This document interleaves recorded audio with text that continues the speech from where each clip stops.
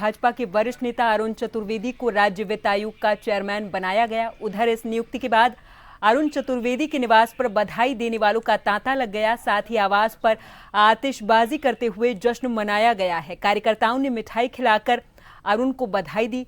चतुर्वेदी ने कहा कि वो निकायों और पंचायतों के विकास पर फोकस करेंगे, साथ ही टैक्स कलेक्शन का पैसा विकास में लगे। केंद्र और राज्य सरकार का जो पैसा मिलता है उसको विकास में लगाया जाए और निकाय सेल्फ डिपेंडेंट बन सके। आयोग अपनी सीमाओं को ध्यान में रखते हुए इसका प्रस्ताव भेजेगा। जन टीवी से संवाददाता अनिल सैन ने नियुक्ति के बाद खास बातचीत की है। अरुण चतुर्वेदी से सुनाएंगे।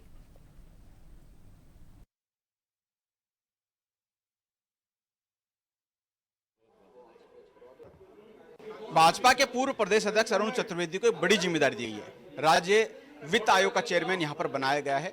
अरुण चतुर्वेदी जी ने पूर्व प्रदेश अध्यक्ष रहे और संगठन के काम के अंदर आगे बढ़ते हुए कई काम किए हैं।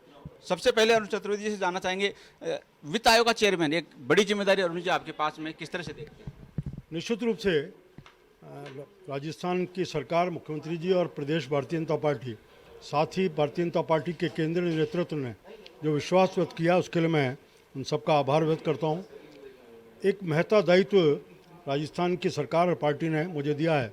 जो मोदी जी का विज़न है 14 से लेकर अब तक हम देखते हैं कि नीचे तक अंत्योदय की भावना को लेकर के, चाहे शहर का होगा, गांव का, पंचायत का, उस विकास को हम कैसे खड़ा कर सकते हैं, उन सबको हम विकास की एक श्रेणी में लाके खड़ा कर सकें, इसकी आवश्यकता है। साथ ही वो आत्मनिर्भर बनकर अपने स्वयं के वित्त के रिसोर्सेज बना सकें, इसकी ज़रूरत है। जहाँ वित्त आयोग का जो प्राथमिक काम है, अपने टैक्स स्ट्रक्चर के माध्यम से और जो केंद्र सरकार, राज्य सरकार का पैसा होता है पंचायतों में, निकायों में, उसको वितरित की व्यवस्था को हम सुदृढ़ करने का काम करेंगे, उसको हम सुझाव देंगे।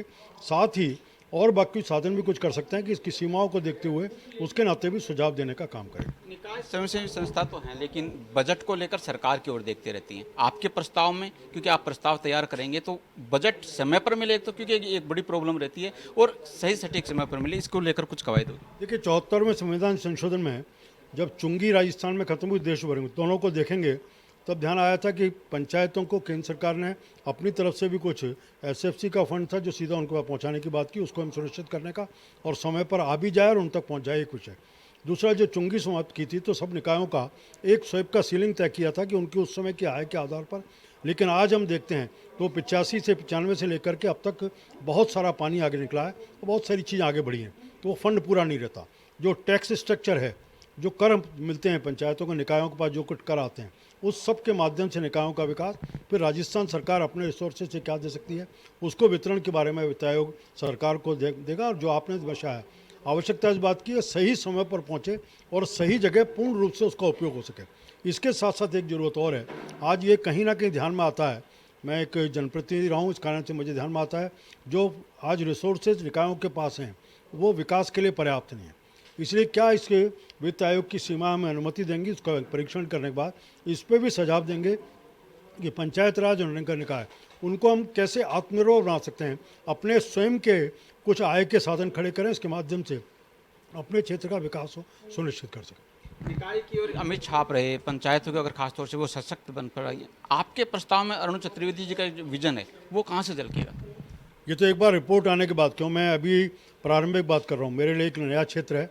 अब तक मैं जनप्रतिनिधि के नाते एक संवैधानिक दायित्व पर बैठ करके उस काम को पूरा करने का प्रयास करूंगा। निश्चित रूप से उसका पूरा परीक्षण करने के बाद अधिकारियों से सारी चीज़ों का आंकड़े, और जो पूरा अभी आयोग बनानी है, इसमें 3 सदस्य और आने वाले हैं, वो सब सदस्य आएंगे, आयोग के सब लोग बैठ करके मेरा स्वयं का जो सोच है वो भी रखूँगा। सरकार की सीमाएँ, संवैधानिक जो दायित्व, जो सीमा है, उन सबको देखते हुए हम कैसे इसको ठीक कर सकते हुए, एक जो चुनौतीपूर्ण स्थितियाँ देश भर में बनी है, राजस्थान में भी है। निकायों में जिस प्रकार से विकास को हम देखते हैं, बहुत बड़े शहर बहुत पुराने हो चुके हैं, उसको ठीक तरह से विकसित हम कर सकें। पंचायतों की स्थिति को भी लगातार देखते हुए कुछ सरकार की योजनाएं बनी हैं, जिन योजनाओं के माध्यम से हम कर पाएँ, लेकिन और त्वरित गति से हम कर सकें, इसकी आवश्यकता है, इसको पूरा करें। बिल्कुल, अरुण चतुर्वेदी जी थे जो कि कह रहे थे कि निकाय और ग्राम पंचायत सशक्त बने, ये छवि कहीं ना कहीं इसके बीच प्रस्ताव में देखने को मिलेगी। सहयोगी गिरिधर चौधरी के साथ अनिल सैन, जन टीवी न्यूज़, जयपुर।